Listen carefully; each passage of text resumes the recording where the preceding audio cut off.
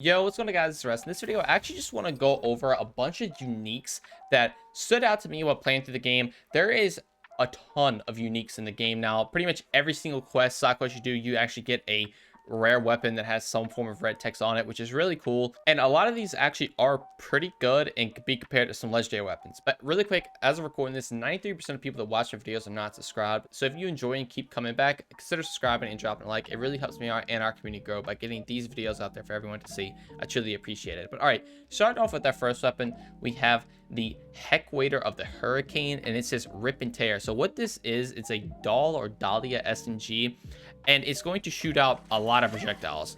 You see, it shoots out, it's 3 per shot, but it fires really fast. And it pretty much kind of makes this like a shotgun SMG, as you see the spread right here. As you can probably go and tell, this is going to do a lot of damage. It is incinerate all the time, I'm pretty sure, from the quest itself. I don't want to spoil anything. But our next weapon is actually the Mistrial of the Gull, and it says All Rise. What this is basically just an auto rifle or assault rifle, but it fires really slow. Like, it's extremely slow compared to you know, what an assault rifle actually would normally shoot in this game. But it hits like a truck. It's just a very workhorse weapon. It also seems to have like an amp damage bonus every 3rd shot, as you see. So we have our shot go amp, then we go 1-2, then our next shot's amped, then 1-2, then 3rd shot's amped. So it's kind of like the Torque pistol that was in Borderlands 3. But then on our next one, we have the Anchor of Timeline. So this one is pretty simple. It's just a rocket launcher that shoots out anchors. It will bounce one time at some points. There you guys, you saw it would bounce right there, and it just shoots out a giant anchor. It's really funny. I really like it. I haven't like used it too much.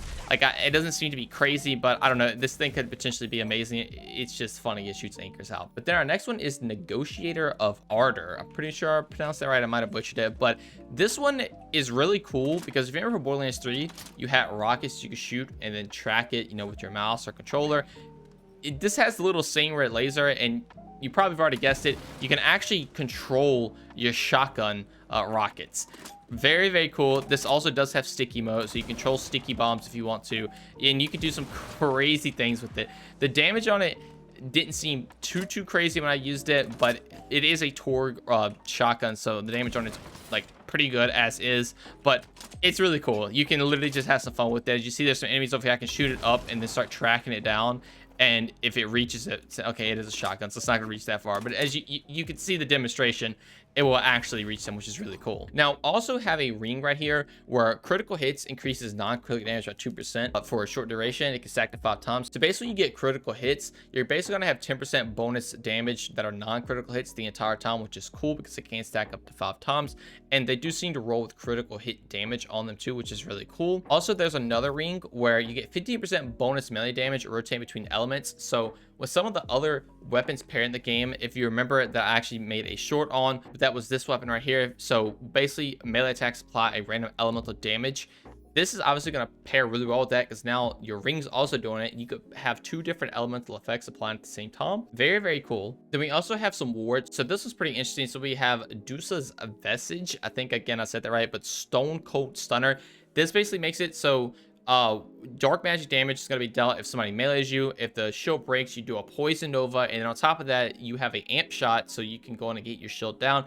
And it's a pretty cool play style. So hurting your shield is giving you your bonus damage. It's eventually going to break into a nova, and if you get melee, you're also hurting your shield to do bonus damage, which is really cool. This one right here, Crying Apple of Healing, is pretty much basically just shoots out 3 novas when it gets to a certain point, and you're going to regenerate 5% of your maximum health when your shield's full, which is actually pretty good if you can keep your shield full the entire time.